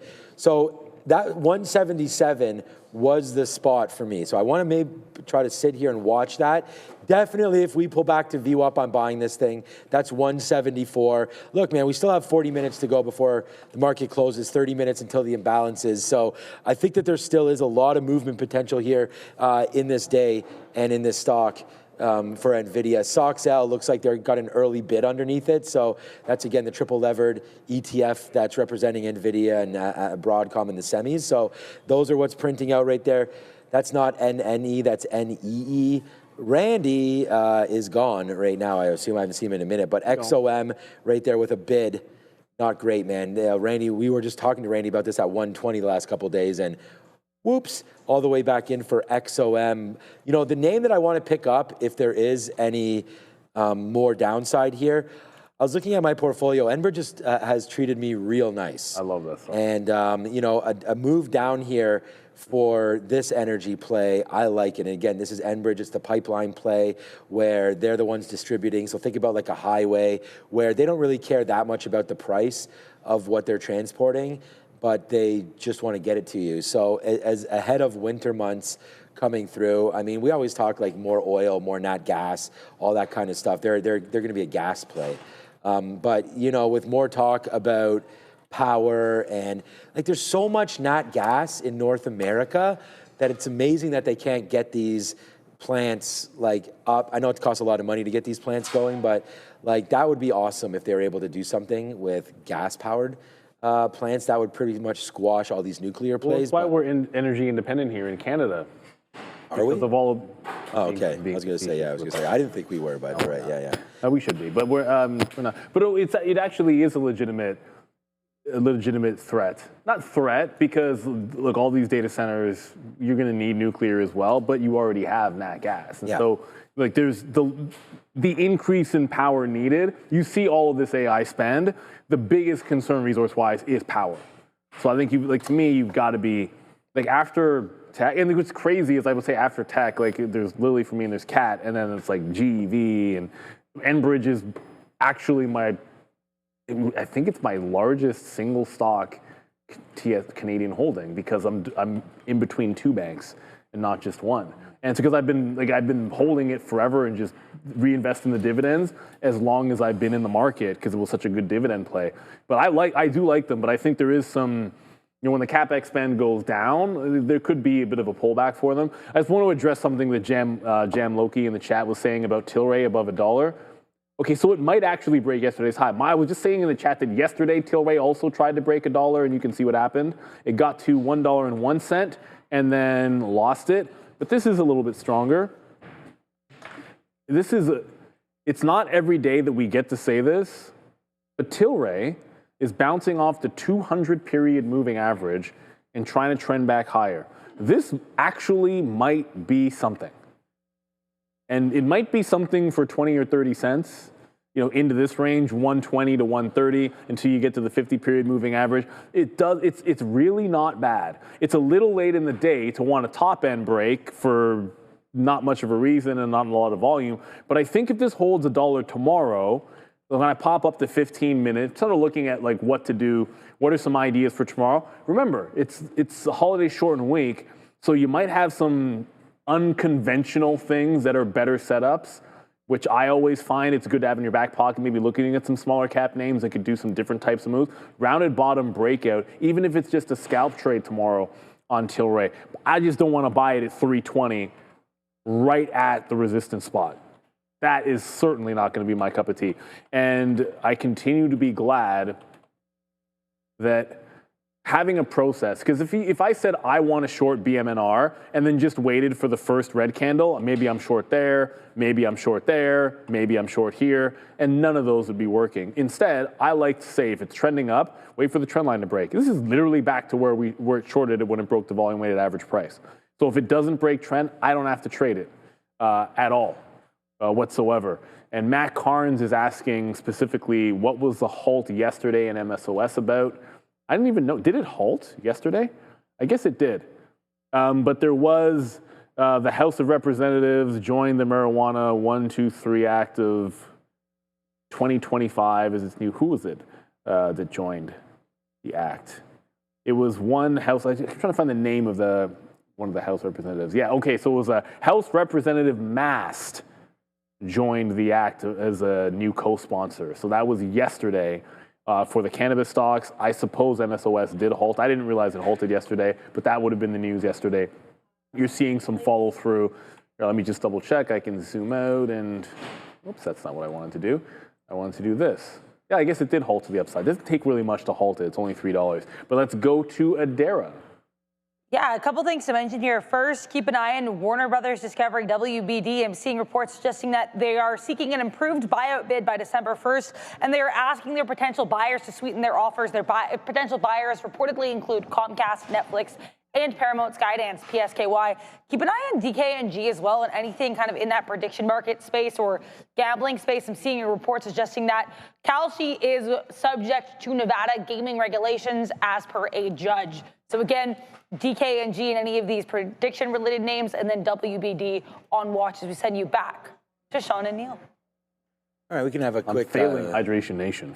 Oh, are you? Here we have a hydration. Like badly. I'm doing 2 of these a day, which is 2 liters, and this is. But this usually is 30 I ounces. refilled it. 30 ounces. Yeah, I've only had. I have one. I down one when I come in, and then I fill up a second one. But usually I'm already on the third one by now, and I didn't even fill. What do they say? 8 cups? Is that what it is? I get that pretty easy. 8 cups a day. The first thing. I'm not sure if that's rehydration. The first thing I wake up, I have 2 cups. Like one of the first things I do is have 2 cups in the morning, and then another 2 when I get here. So I've had like before I've even eaten anything, I've had 4 cups of water usually. Yeah. Don't drink and trade, says Bull Shark. You are correct about that, but water is certainly okay, I would think, right? Pardon me? Well, water's got to be okay. Someone's saying don't drink and trade. Yeah, well. Don't drink and trade. Oh, yeah. No, nothing like that. No, I would, sometimes we'd have a beer here or something at the end of the day, but yeah, really no, I don't. The only time I've ever traded is, basically here on a prop floor, and never really was like, let's get blasted here and trade. No, that's not my style. I think it's pretty immature to do that, to be honest with you. I mean, if you're just going to play around and can tell you use less shares. There was a guy, and we don't use names, but we were at it was years ago, so we were in, it's the same trading floor, but it was a different location, and there was a good sports bar in Toronto next to the office, which usually on Thursdays and Fridays you'd find the traders at aftermarket. One particular Thursday, one trader decided to go there a little bit early. He wasn't shut down or anything. Probably would have been better if he was.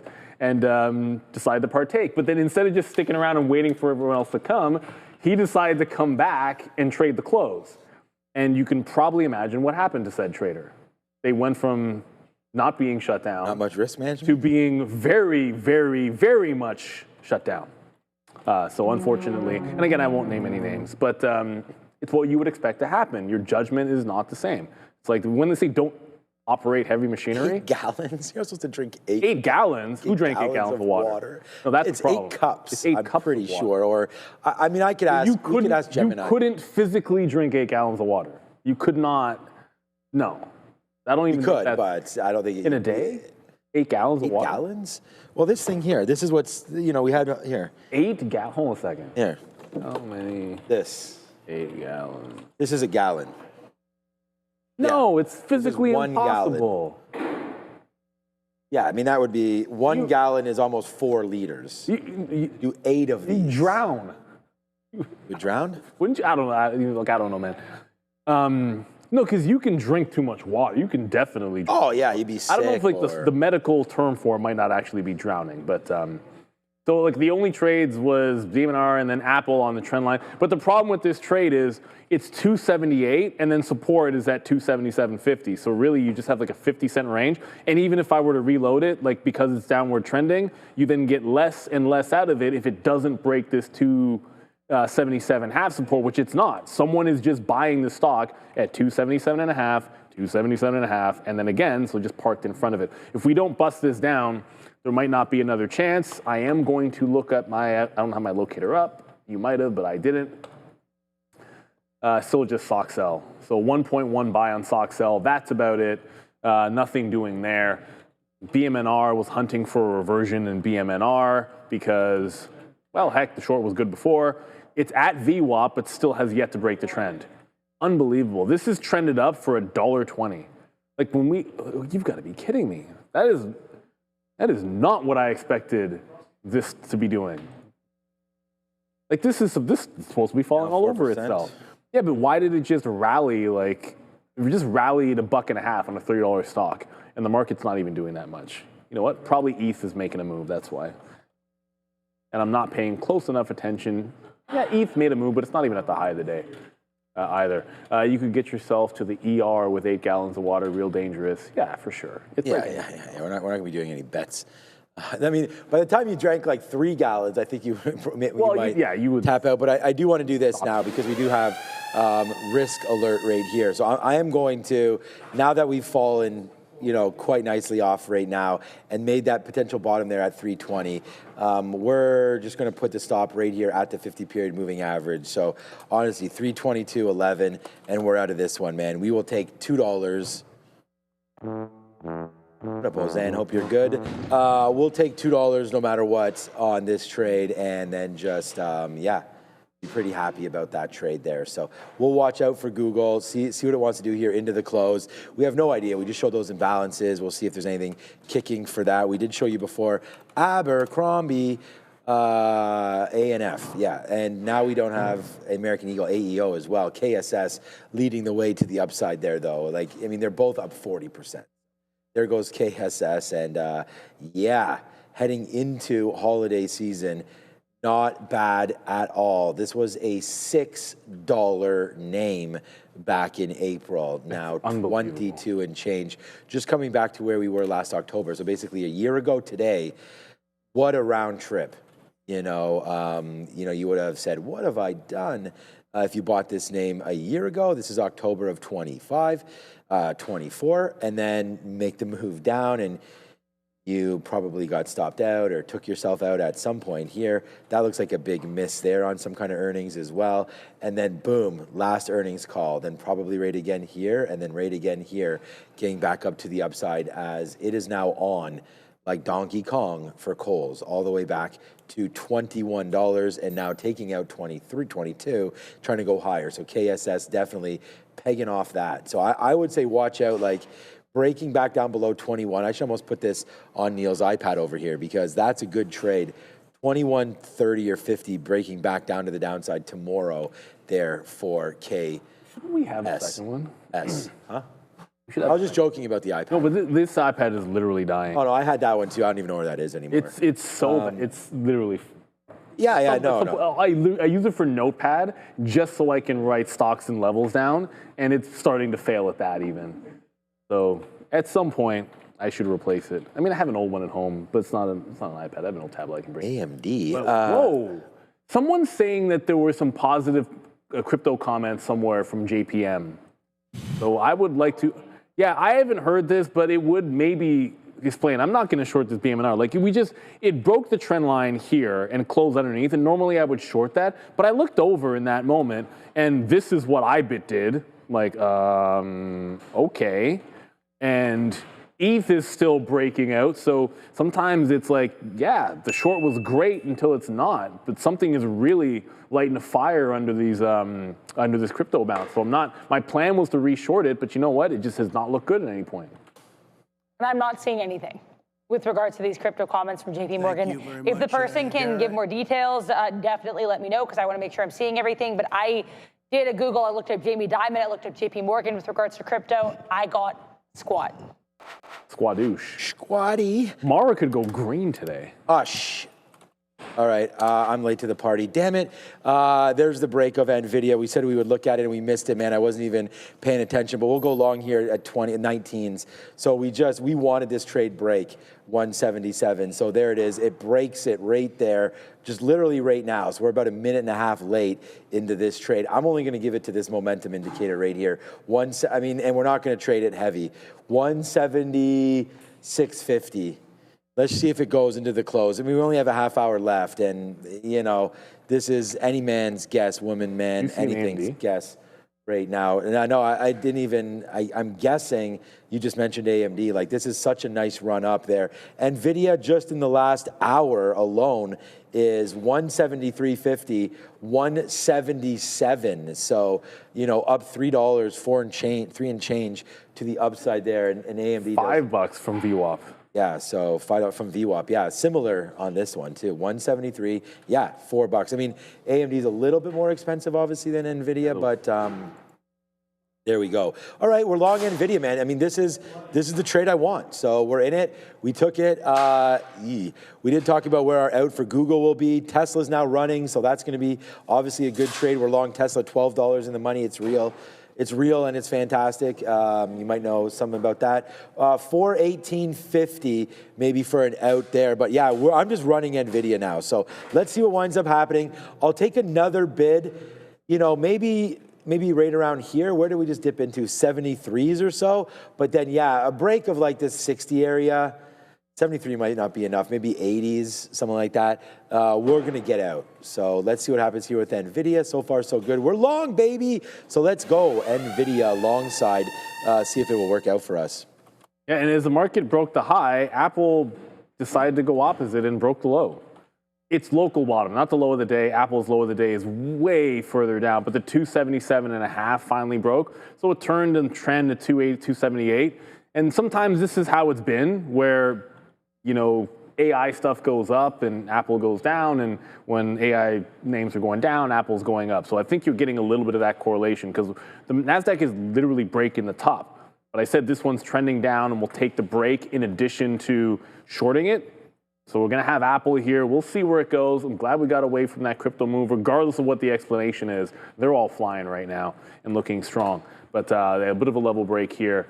Matt Karn saying Genesis mission. What are we talking about there? The Real and the Spectacular is the top 10 episode, by the way, of Seinfeld. Shout out to Lois Lane.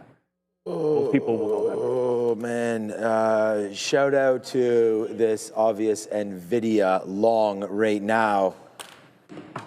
Like, we're doing it again, man. Again, thank you, everybody, for watching. But here we go again. Let's see how far up NVIDIA wants to go. We just took some out at 40s, like as if. So now, there we go. We're waiting at 46. We just get some more out right there.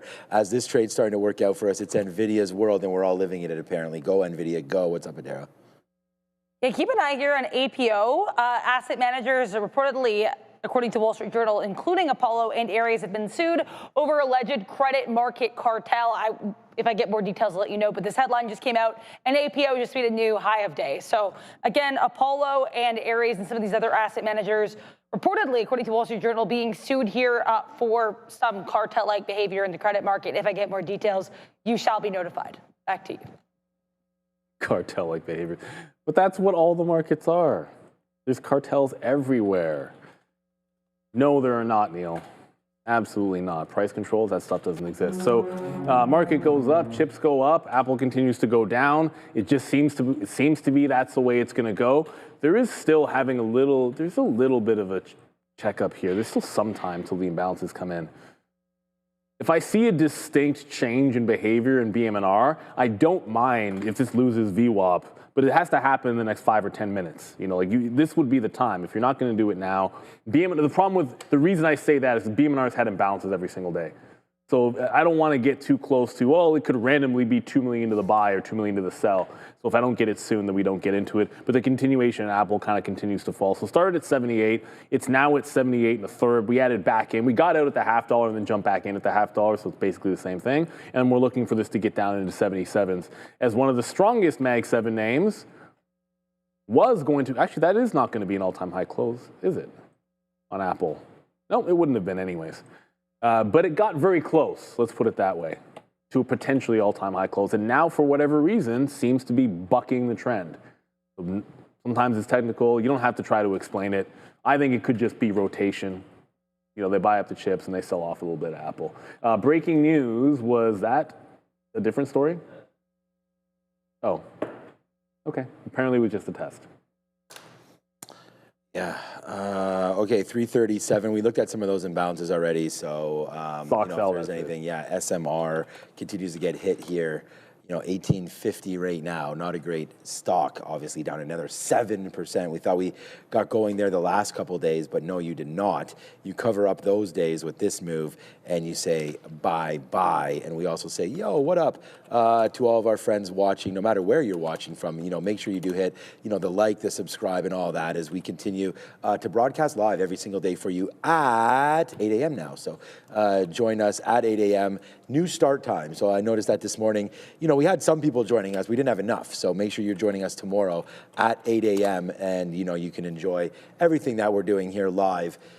Earlier, we used to start at 8:30, but as I just finished saying, 8 a.m. is going to be the jam now for us, so make sure you do join us and go over everything that we normally do, right? Levels, stocks, sticky note stuff, ideas, how everybody's day was, so on and so forth. And morning earnings. Yeah, any earnings that hits in the morning. You got good call on that Deere one. tomorrow morning, and Sharif's favorite, Li Auto.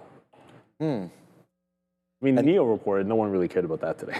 No, and also did Alibaba. So here's Alibaba, and they're down to 156. So not doing the greatest there for Alibaba, but we'll wait to see if it can regain its its levels again. And in the morning we are getting ready to break. Wow, what time is it? 3:40. Too late, but right there. It's down 2.5 now? Yeah. Oh yeah. No, we looked at it during the midday, and there it is, man. Down now, Alibaba 156. We'll see if we can get some love there for Alibaba down to 156. Where's that on the daily? Just at a morbid. Not great on a daily. So what just went? Okay, Google just went back up. So there's the stop out on Google. Bang, bang, bang, bang, bang, bang. $2 on that one there as we stop out of our last little percentage point there on Google. But yeah, Alibaba on the daily actually looks pretty fine. It's, you're looking for that 150 bottom, trying to hold. I don't even know where the 200 period is on this. I think it's a little bit lower into here, 130-ish. I think. There it is, yeah, 135. So, trying to get back through. Look, it just failed. We may be making moves down here on Alibaba. I'm sitting 200 period on that one. Yeah, that's the right spot. I've stunk bid. Yeah, but so what? Nothing is filled for me. Well, none of my stink bids filled. The only thing that I got was IBM on a bid recently. Is what it is. But Apple just came right back through that 277. It did fill the quarters, so it got most, stair step down from 78 even to the 3/4 to the $0.50, reload at the $0.50, get the quarter, but then it came right back through that prior support level, so I jumped out, and now you're starting to head higher. Don't know if I like anything else going into the close. Yesterday, nothing was crazy bad yesterday, but it was still a red day, so to get it all back and a little bit more today, I'll be happy with. Just not really sure. Every single day I've kind of come in thinking there's going to be a short in crypto if you're patient for it. It's going to be a short. You wait for it, there's an opportunity. But that rally off the bottom here is kind of felt a little different this afternoon. And of course, I don't take this trend break in BMNR, and it might still be good. So, NVIDIA, I don't know how, I have nothing in my ear, but NVIDIA is what the heck, cracking. Man? The market is cracking right now. So here comes NVIDIA. We just got long on this dip down in. I mean, we actually got out of a decent amount up there, but not enough, as there comes NVIDIA. So we talked about where we were going to hold this against the 60 break. So let's see if NVIDIA can make this sing back there to the upside one more time here. But yeah, for right now, NVIDIA cracking just a little bit lower, that is for sure. But yeah, man, IBIT is one of the top P&L names across both shows today. And as Neil said, man, be patient. And that's exactly what we did there. I was saying before, this could be like that NFT trade for me there, as it just kept on going all the way to the downside. Getting out at support there, getting out at the 50 period, getting out at where there was VWAP, getting out right here, and then absolutely nailing the bottom of that stock. So yeah, to Neil's point, man, I mean, there's a trade every day. And if you're interested, I put up the sticky note. I'm here and trading every single day. So there it is, 117.16. So, we're long at O's now on NVIDIA. So let's see if it wants to go back up to the upside, take advantage of this. Okay, we'll take 24s, why not? And then we'll take a 30 if we can get that as well. How about that right there? So here we go. Nice little move back to the upside here for NVIDIA to end the day. Great way to end the day here with this banger on NVDA again. So yeah, all we did was, there we go, get some 30s out. All we did is just put on more shares down there, and boom goes the dynamite. Nice move now on NVIDIA, looking like it wants to just climb back north side. So far so good there. Pretty happy putting on that one. And let's just see if we get even higher now than where we currently are on NVDA. Our stop is still, maybe we'll stop out here now. A break of 70. Let's just change our stop now because it just gave us that 176. 69, is that right? Yeah, I mean, we'll just use that anyways. We'll stop out of there. But there it is, Matt. Now you're 50 cents in the money and going higher. Let's take out some 45s. Why not? Another out for us there on NVIDIA as they come through again. Again, thanks for following the trades, man. Nice move back up there to the upside. And there we go. So up, and away goes good Sir NVIDIA. Good day today to be trading that name, it seems like, as it's just ripping high side now. It's NVIDIA. Yeah, good look over there. And for drop system, a small capper like CETI is probably not going to have an imbalance. But for what it's worth, I don't see one. Is it even it's a NASDAQ stock anyways. So you won't get imbalance data on NASDAQ stocks until 3:50. So 6 minutes to go. These are all New York names, or you will see maybe Amex, NYC ARCA is what I'm supposed to call it, but it used to be Amex. So Lennar is currently a small buy. It is supposed to be a 20 million sell, I believe, on Lennar. On one index, and then on another, it's 1.2 million. So 1.2 million to sell in one today, and then on Friday, it's supposed to be another 20 million to sell on Lennar. And right now, it's a buy. Well, I would suspect I would not be touching that unless it's the correct direction. I'll be mad at myself for not taking BM&R a second time, but there's always a chance it could maybe pop back up and give us a little bit of volume-weighted average price here.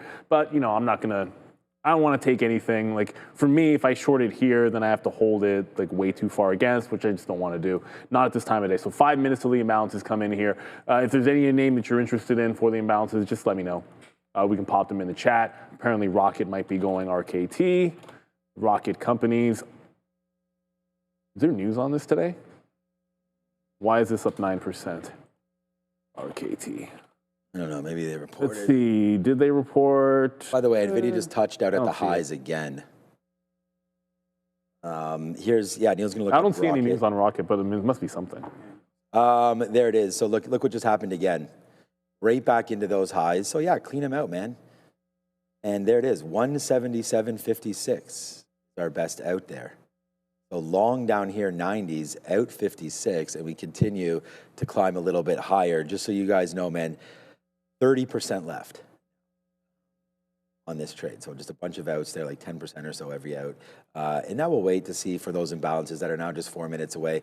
A little nerve-wracking because we never know when they're gonna, what they're gonna come out and look like. So that's always something to be weary of. I'll put another offer right there for like another 5% or so, up at 47s, which I'm at right now. Hopefully we can get that fill, and then we'll see. Ooh, did we get it? No, we did not. Hopefully we'll be able to get that, and then we'll watch to see what happens there with the imbalance. But always good to, there it is, always good to end the day like this. Catching this nice little runner there at the end and watching Tesla scream as well back there to the upside here. Let's adjust our Tesla stop just in case that comes the other way. I mean, the thing is, none of my stops are hitting, so which is always a good thing, that's for sure. But right into here, Tesla. We're going to go get out at the last time 412 or so, but what about just this break right here? I mean, 417.70, 417.50. So let's go to 416.99. Just give it a little bit of room. Like I said, we don't have very many shares back in on this name, but it's been a great run for Tesla. We're just 12 bucks in the money off that low, but giving it some room now. Tesla, see if it goes back there to the upside, as we are excited for the imbalance data to come through in only now 3 minutes. There's not a whole heck of a lot on them, I mean, right now. So we also had MSCI yesterday, which was pretty uneventful. We did see a lot of shares on there. I think it was Nvidia started to move yesterday. Maybe Apple started to move yesterday on that news as well. Yeah, so our Nvidia, what I wanted to do too was change. Well, the NVIDIA stop, we're getting more and more out. Like we just got another piece out. I'll leave that NVIDIA stop here. Now we only have about 20% left. So if it comes back in and we wind up getting hit there, let's just put it at 90. All right, so we don't lose anything. 176.89, that's where we're long. So if we break through 90, we'll just get out. That will automatically trigger and get us out if that does break with only 2 minutes to go now. So yeah, so far so good. AMD making it a move off the bottom. We just talked about that crypto trade earlier, BM&R on people's minds as well. But join us tomorrow, 8 a.m. if you're watching us, 8 a.m. tomorrow. Mara is going to get green today. It's been a pretty hefty rally in some of the names here. Bitcoin still going to be down 2%, but Mara is going to get green. with just a little bit more of a push. Just wanted to quickly show you, only 2 minutes to go till we get set imbalances. Sometimes, like I said, it doesn't make sense. You don't have to be in it. Like, just because this was the top before and it was a good trend break does not make it good now. And ultimately, I'm still relatively bearish. I mean, we're not going to close above 88. That's the crazy thing. Bitcoin's still underneath 88,000. So, and I said this morning, I'm like, I'm not feeling good about this, or better is a better way to put it, unless we're closing above 88, pressing toward 90. Like, I'm not doing any cartwheels. I mean, I wouldn't do cartwheels anyways, but you know the euphemism. I'm not doing any celebrations on this bounce here because we're not really breaking out the next level, which would be holding 88 and breaking 90. I was long IBIT this morning and flipped to shorts because of the failure that we've had here at that 88,000 level. So tomorrow, if we're not breaking that out, I think you do a little bit more of the same. Luis Valencia, I didn't see your post. If it wasn't a super chat, I'll have to check the messages. But we have 1 minute to go until the earnings and balances, and we'll see. Maybe Bitcoin breaks out tomorrow and we can all be happy.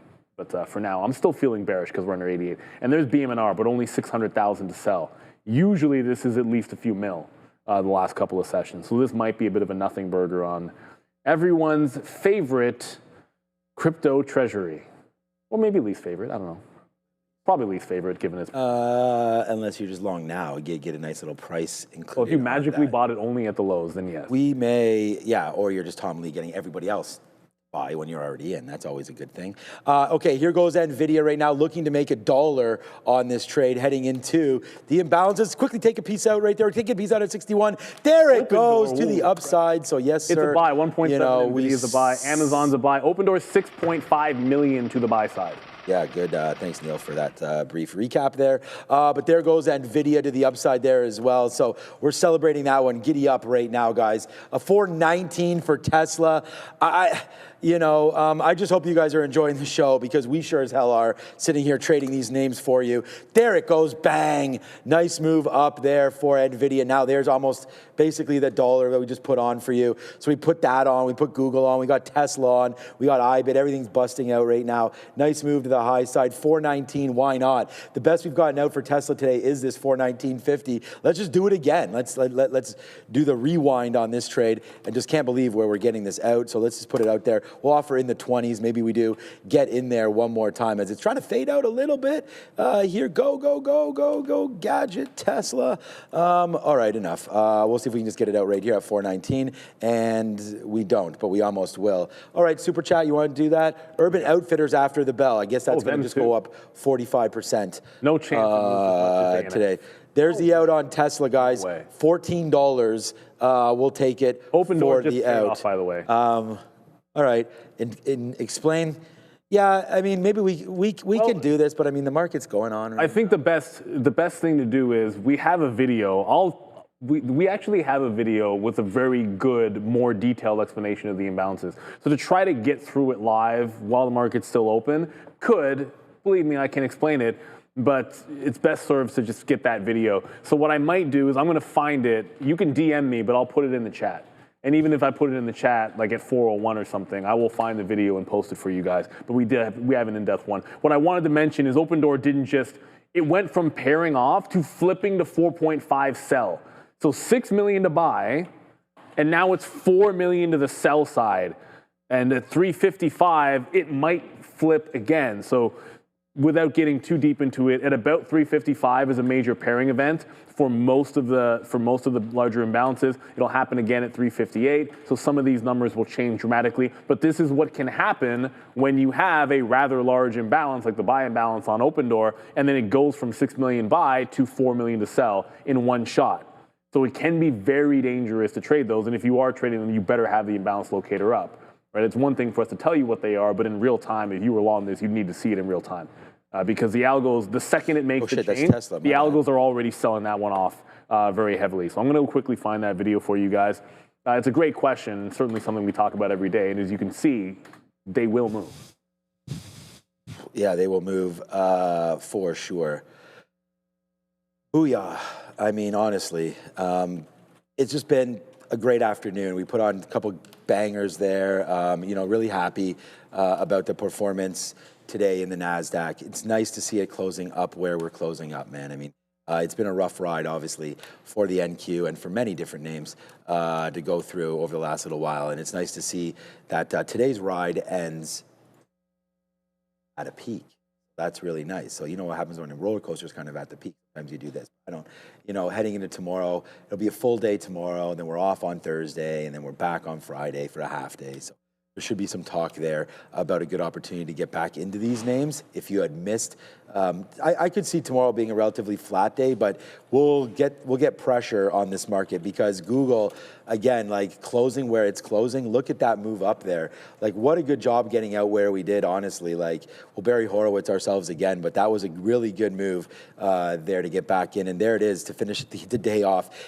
Dollar Club. Again, just thanks for watching, guys. Like, honestly, I'm doing this, we're doing this every day. Like, putting on big trades, giving you some opportunities to hold them or scalp them, up to you completely. But the thing about this trade is, remember where the stop was. So there we go, long 90. Our stop was 60. That's 30 cents worth of stop, 4-1 there to the upside as we just keep on going, man.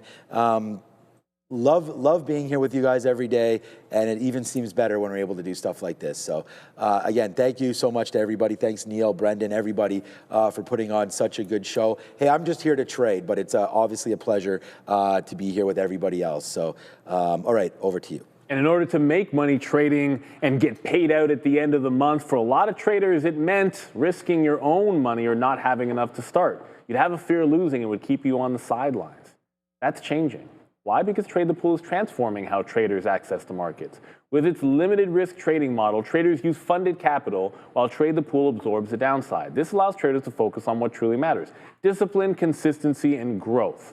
When you hit said profit targets, you can keep 70% of the profits. No fear or barriers, just a real opportunity. And this revolution of limited risk trading is powered by Trade the Pool. Visit tradethepool.com or scan the QR code now to get 10% off your first evaluation. Thank you to them. As you said, you can scan that QR code you see in front of you. Open door is now pretty much nothing, 700,000, so it did pair off. The sell imbalance also paired off.